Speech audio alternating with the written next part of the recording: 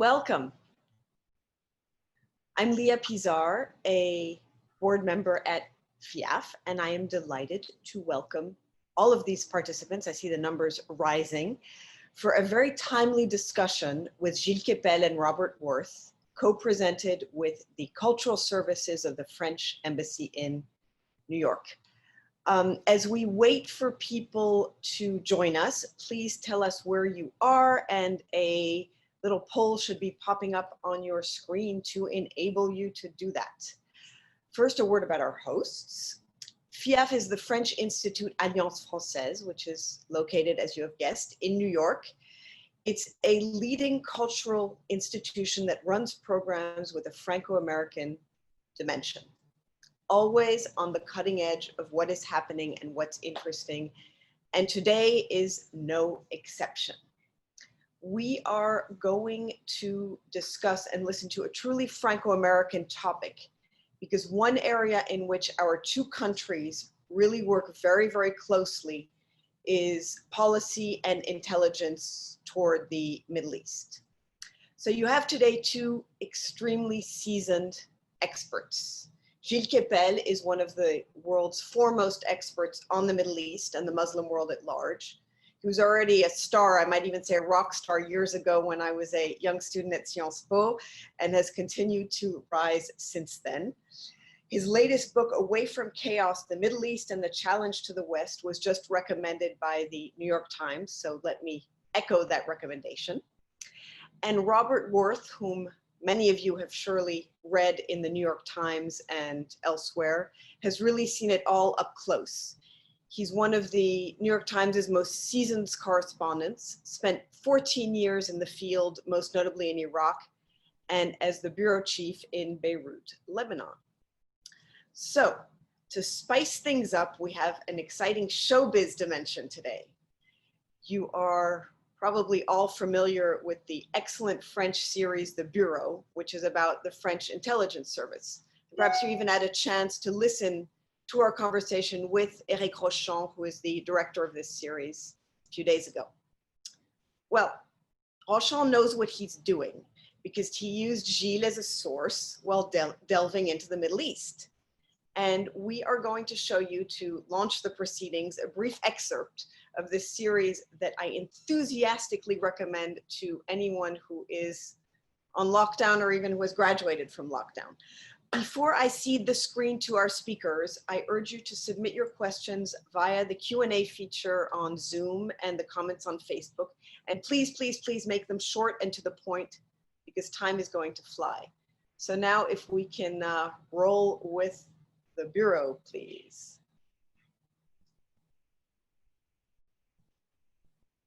Vous avez vu Nadia El-Mansour? J'en viens. Elle voudrait Internet.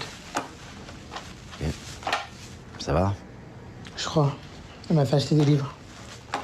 Quoi? Chronique d'une guerre d'Orient de Gilles Kepel. Le royaume d'Emmanuel Carrère. Et 1000 recettes faciles pour tous les jours. Le dernier, c'est une blague.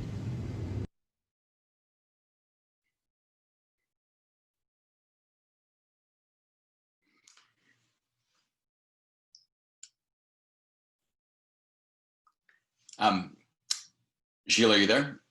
Yes.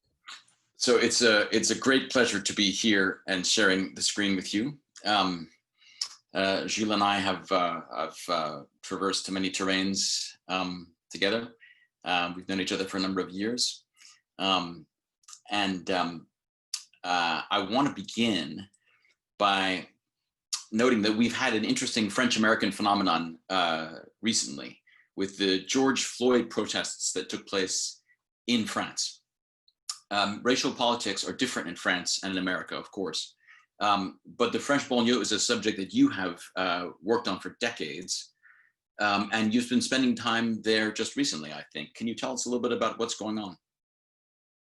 Yes, actually, something which was very strange was that the George Floyd protests sort of crystallized the protests in France, even though our histories are totally different. I mean, America experienced enslavement on its own grounds, and France and other European countries had a colonial experience. But it so happens that nowadays, many people whose parents, grandparents, whatever, live in former French colonies, live in the French banlieues. And so there was a sort of identification with George Floyd, particularly because one young man from African descent died a few years ago in a gendarmerie in France, in the outskirts of Paris. And his family has been very active to sort of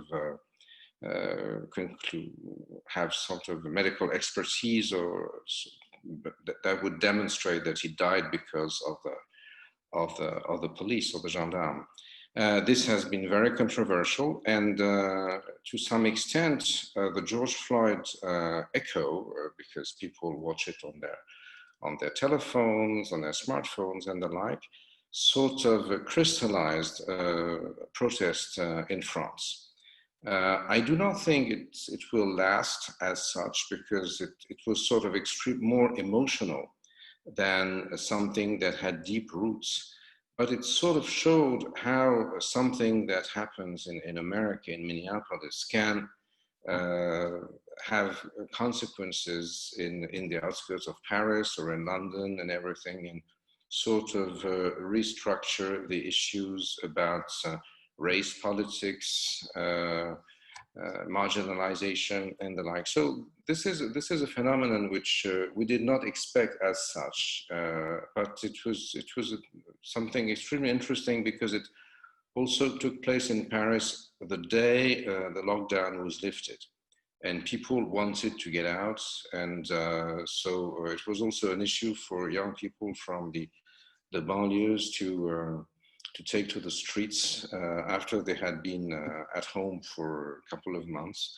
And, you know, this is a sort of blend of mix of very different feelings that have to do with marginalization, with the rise of new identities and the like. And so we're going to see what happens, but we're definitely, the COVID-19 has increased in the sort of globalization in a way. Yeah. You know, another shared concern with France and America is the fate of Syria's Kurds, who you write about in your latest book. It's also the background, by the way, for season 3 of the Bureau, which I just want to echo Leah's comments earlier on, is a fantastic series. I've watched all but the latest season. President Trump came under heavy criticism for pulling troops out of the Kurdish enclave in Syria last year. France has been very much involved as well with the Kurds, as we see, by the way, in that episode of the Bureau. Can you talk a little bit about what's going on there and the French-American roles in that part of Syria? Well, after COVID-19, I mean, most troops and special forces, including French, British, and others, not only Americans, were pulled out because of fear of the virus. But for France, it's a big issue, because the Kurds have taken prisoners a number of French jihadists who played a significant role in ISIS. And the possibility that you know, they cannot retain them, keep them in jail, and that they are freed or they go to Turkey or whatever, is perceived as a very serious threat, because from there on, they can either return to Europe or go to some other places. You know, one of the most significant and strange developments those last days is that the Syrian conflicts was sort of transported into Libya, where you had, you know, Mr. Erdogan moved approximately 7,000 Syrian fighters or rebels or jihadists or what have you, that had crossed into Turkey to Libya to side with the Tripoli government of Libya against Marshal Haftar of Benghazi, who was supported by the famous or infamous Wagner division, which doesn't have much to do with music, but which is a sort of proxies of Russia. And they actually took the upper hand, which is an extremely interesting phenomenon. And, you know, there you have former Syrian rebels who are in Libya. And then this is a nightmare for Tunisia. This is a nightmare for nearby Algeria also. They managed to turn the tables because the Russians were, and their proxies were sort of leading the way. They had quasi-besieged Tripoli. And is it due to their numbers? Is it because Turkey uses NATO weapons against Russian weapons? And this is a major matter for concern for all of us. You know, in the old days, the American Sixth Fleet was the real superpower of the Mediterranean. It clearly is not the case anymore. And Libya was an area for tensions between France and Italy. Now, you know, after all this local mischief, we have Russia and Turkey. And Libya also, because of it's a failed state, is the place from which undocumented migrants from all of Africa land into Italian harbors and then into Europe. So it's a major security issue.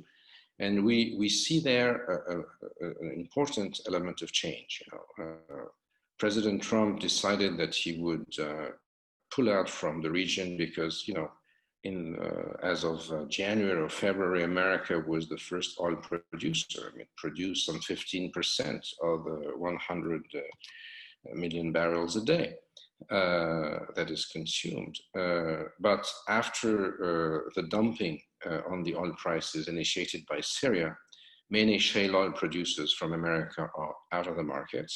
And America is going to be a net importer of oil by the end of this year.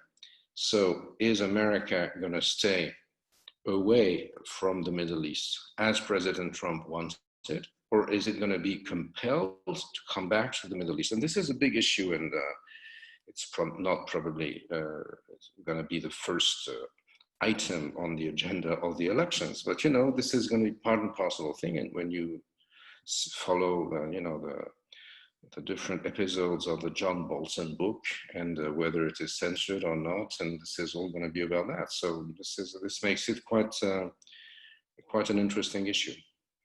Yeah, Libya is a fascinating conflict, and I think it's one of the things that, unfortunately, in recent months, because of COVID, we've had, at least in the United States, much less coverage than we should have, I think.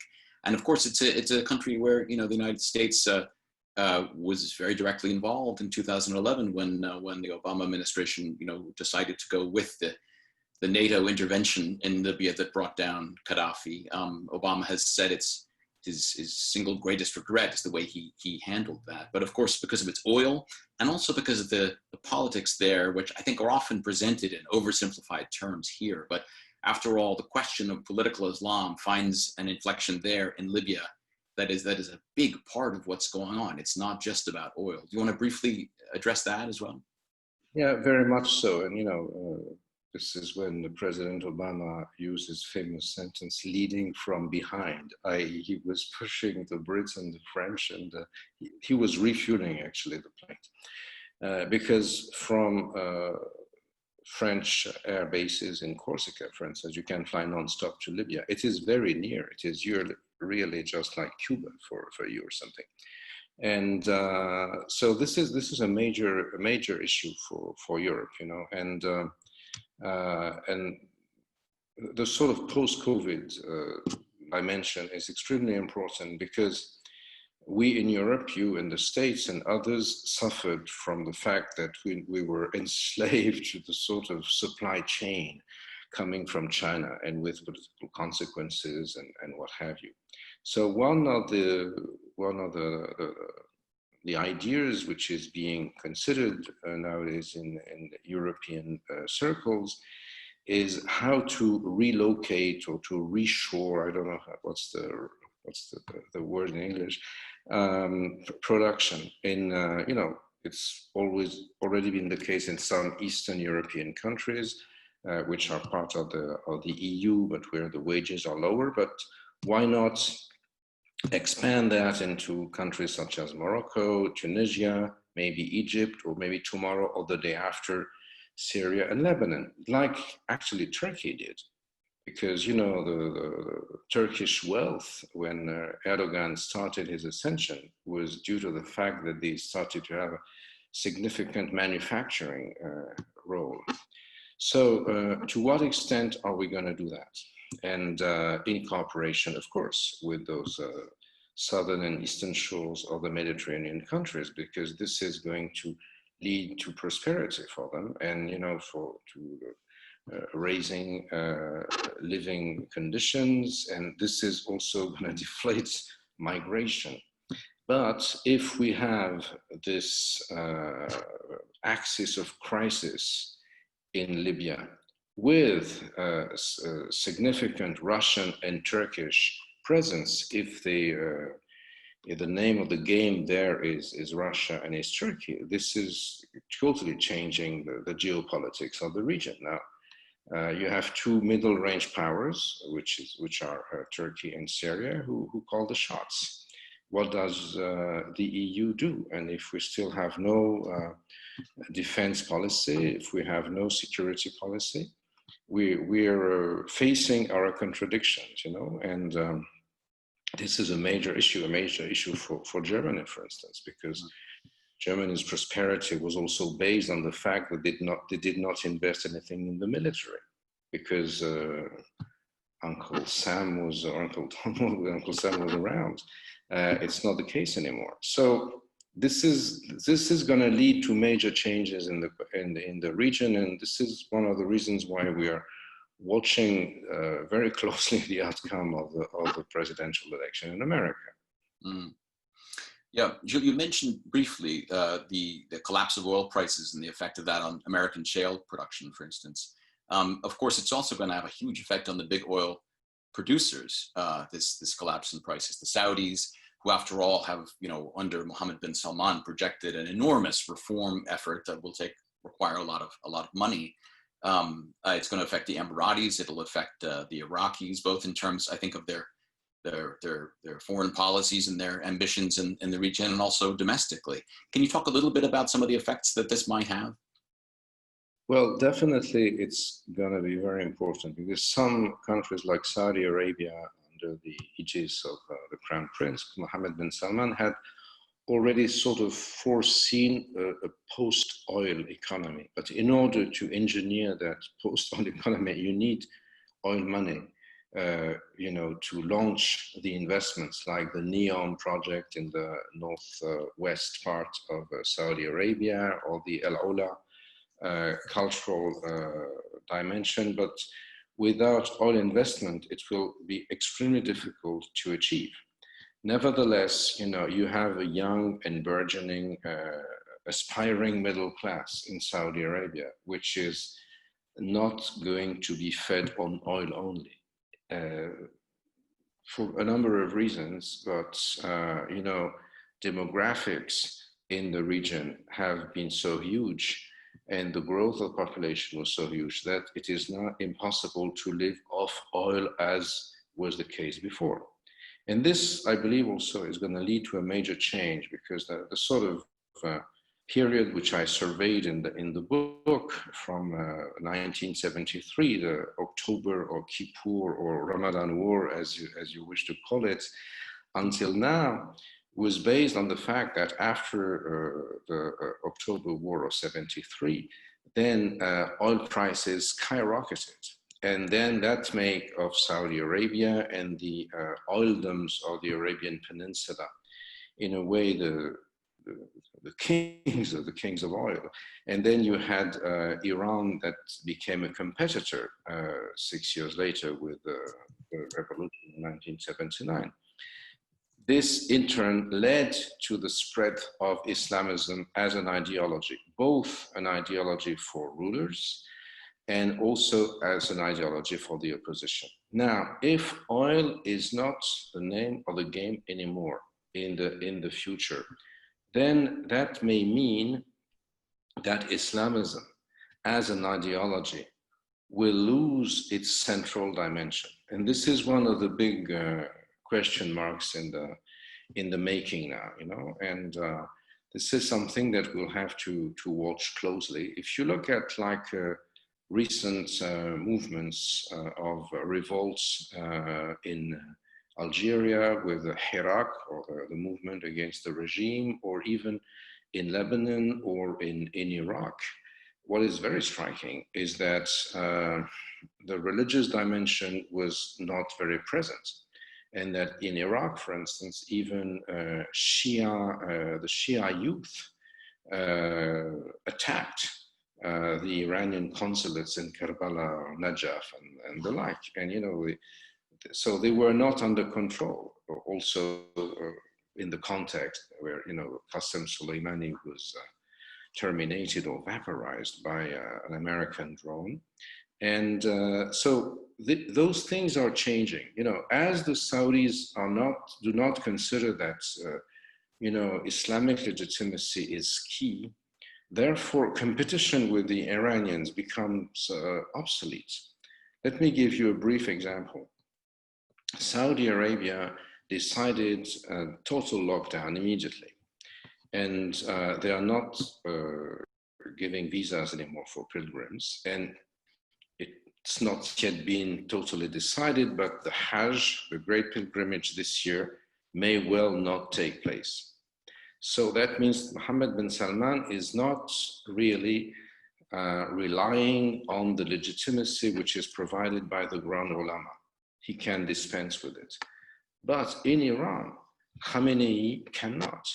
Like, you know, he could not forbid a pilgrimage to the tombs of the imams.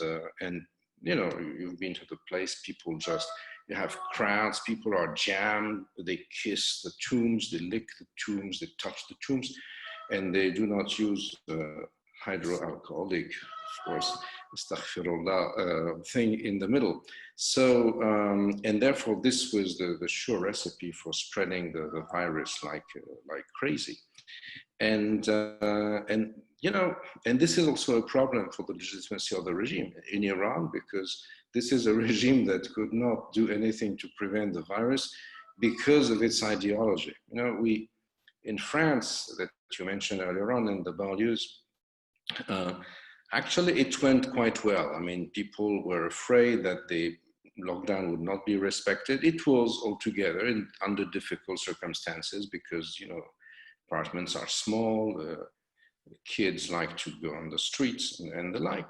And there were some clandestine prayers in such places, in apartments and the like. And then, you know, the Salafists would say, the issue is not to look after medicine. This is the infidels who want what, you know, this is something that was, the virus was sent by God, by Allah, to punish the kuffar, the infidels, and the heretics, the Shias. And the only way to, you know, to survive is to pray, because Allah will save whoever he wants.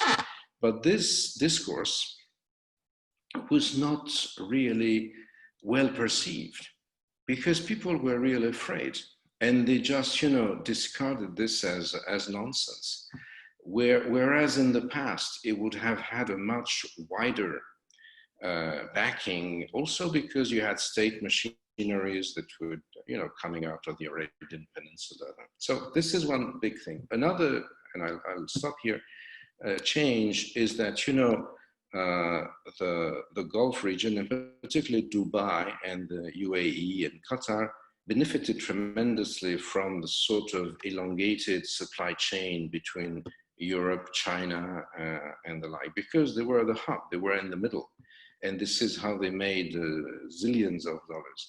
Nowadays, this is in shambles. And so with oil prices that have collapsed, they will regain some, you know, they will go up a little, but they will not reach the level where they were before. And for the time being, I mean, it looks harsh for the shale oil producers of Dakota and Texas. And with that, plus the fact that, you know, the globalized economy, ships filled with merchandise from China or from India unloading in Dubai, being loaded on planes by Emirates cargo to Russia, to Africa. This is not going to function anymore. So, at least for the time being. So the region needs, constant money, and to what extent will they manage to have a sort to buttress that is really a big question. Yeah. That's a lot of interesting things. I want to mention briefly that I was in Baghdad in February and March, and it was remarkable. You mentioned the Iranian regime and sort of how they'd handled things since the killing of Qasem Soleimani.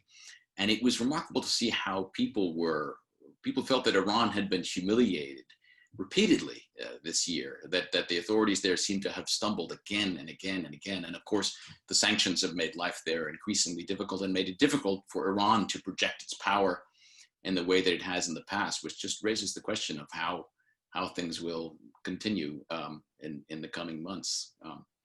So let me now, let's transition. We could go on all day, I think, but we have some questions from audience members that I will relay to you. First, a question from someone named Abe. Is there an agenda that tries to frame Islam as a peaceful religion just for the US to continue to indirectly support the opposition in the Middle East?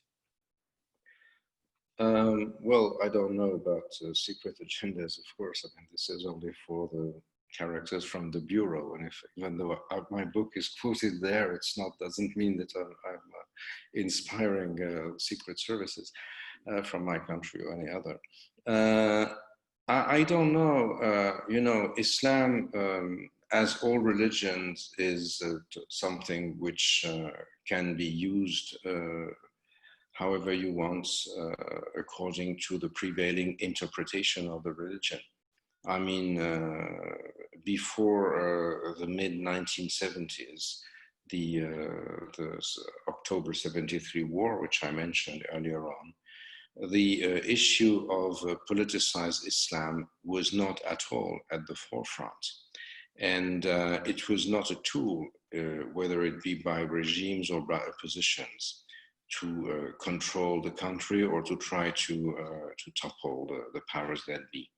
It has become so largely in connection with the oil issue, as I believe was the case. And nowadays, I don't see that it is as strong and as cogent as was the case before. So I would rather say that if Islam is not central to politics as it was, because it was manipulated by different actors to that event, then its sort of social peace dimension may well regain the place that it has lost because it was hijacked by Bin Laden, by ISIS, and by a few others. Good. We have a question from Lucy. What can international organizations like the UN do in terms of handling the impact of COVID on the Middle East? Well, the UN as such, not much. Maybe the World Health Organization, but as you know, it is now under very deep scrutiny from your president and a few others. And I believe that the problem in the Middle East is that we probably have not seen the peak of the COVID pandemic yet. And a couple of months ago, Europe was the epicenter of the pandemic. Nowadays, it has gone through America. It's now in Latin America, and it is rising in the Middle East. So we still don't know what's going to happen there. And we have countries where, even though the population is much younger than in Europe, generally speaking, so people are less,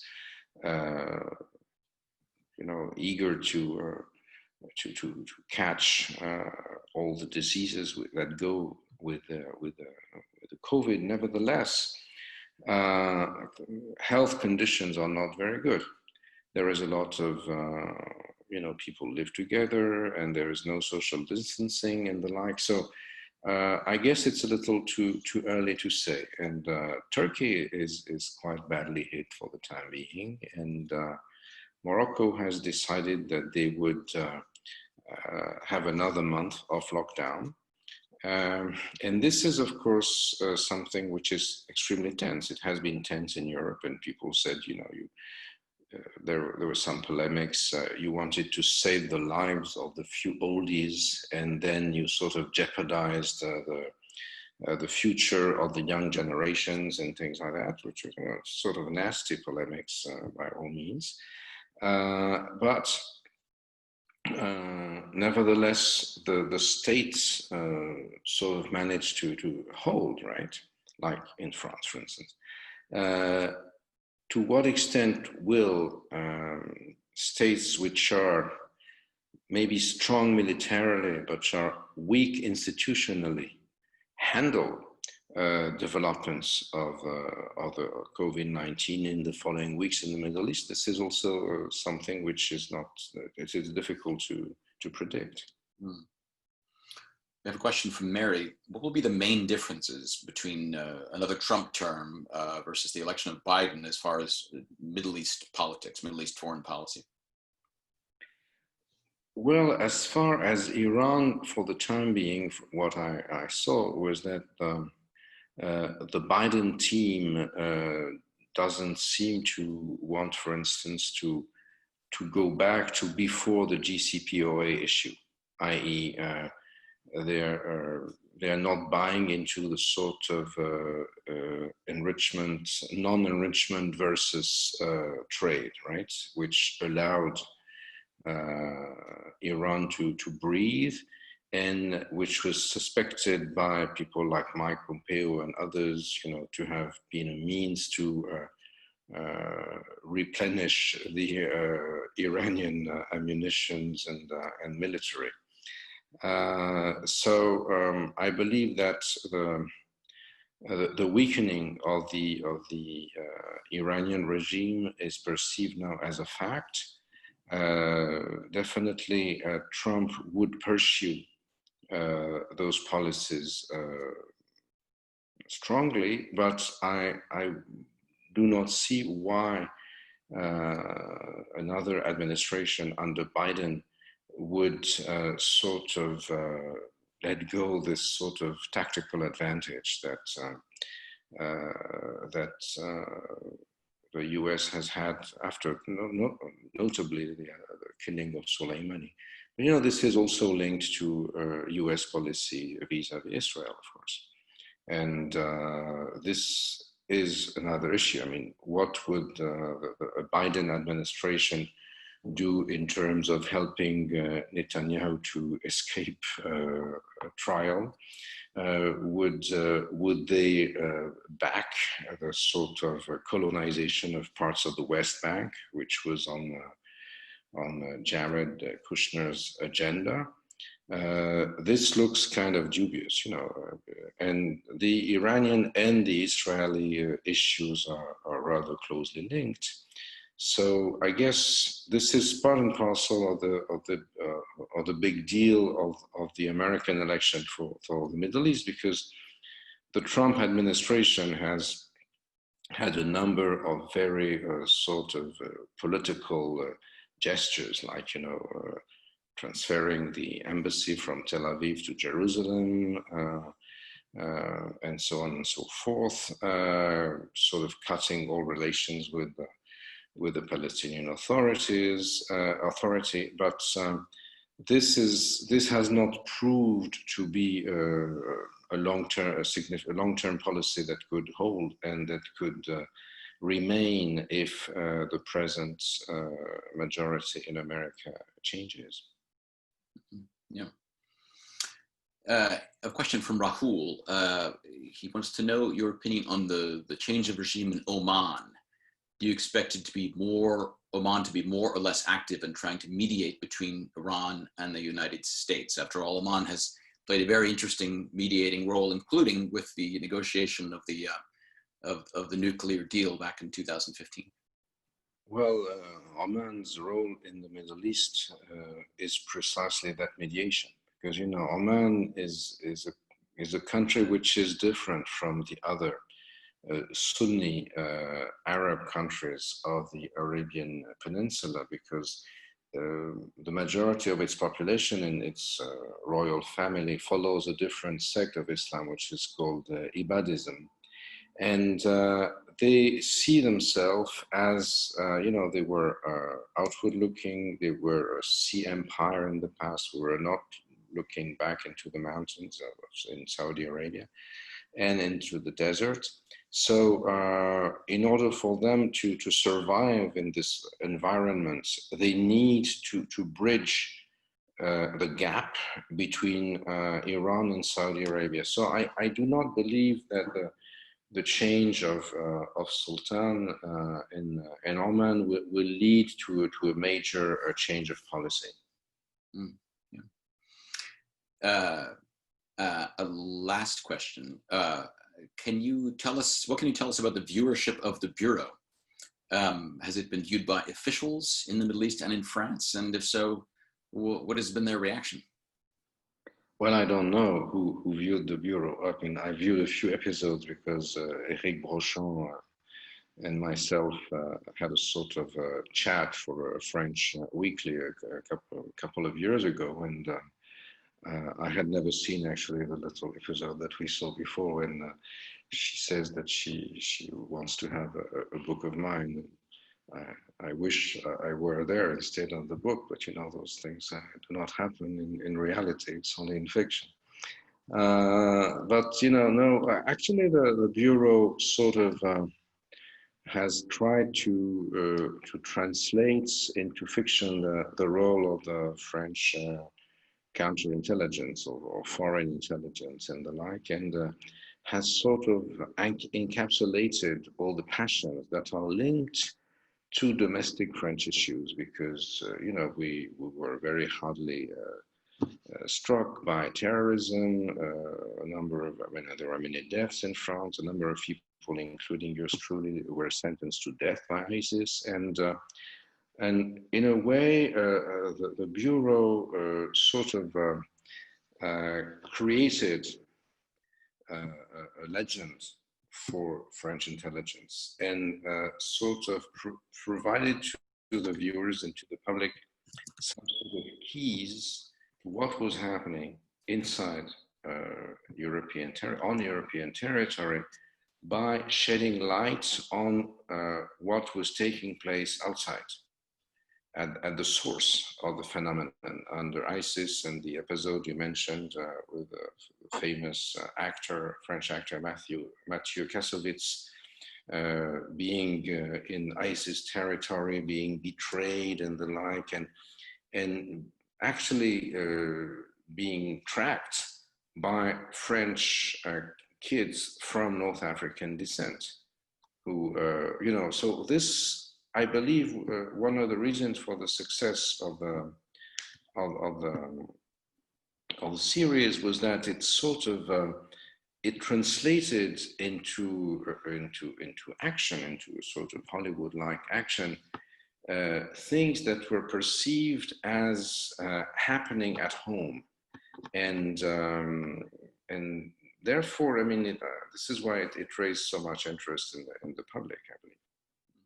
Well, thank you so much, Gilles. This has been a great discussion. I wish we could continue it for hours, but it's been a great pleasure to be part of it with you. Pleasure was mine. Thank you so much. Thank you both. This feels a little bit like watching the Bureau. It was so fascinating that I just want to hit the next episode button. So I hope you will both come back soon for more. I would also like to thank the French Cultural Services for co-hosting this with us, and remind everybody that if you are looking for Gilles Kepel's book, you can find it at Albertine. Dear viewers, thank you for joining us. FIAF has a lot of wonderful programming to keep us engaged during these challenging times, and it's hard work. There is, of course, a week right now dedicated to the 5th season of the Bureau by Sundance Now. So Robert, if you're not completely up to date, this is the time to get to it. But of course, as everybody understands, these are not easy times, and our team is working very, very hard to bring and to create new forms of programming. We have just launched a virtual membership that gives you exclusive access to all that FIAF has to offer, which is a lot, including members-only events and free access to our movies. So please go on to fiaf.org for more information. And needless to say, this will directly support FIAF's artists, teachers, and staff. Until we meet again, I thank you and urge you to stay tuned for more. And thank you again to our 2 fascinating speakers of today. À bientôt. Thank you. Thank you.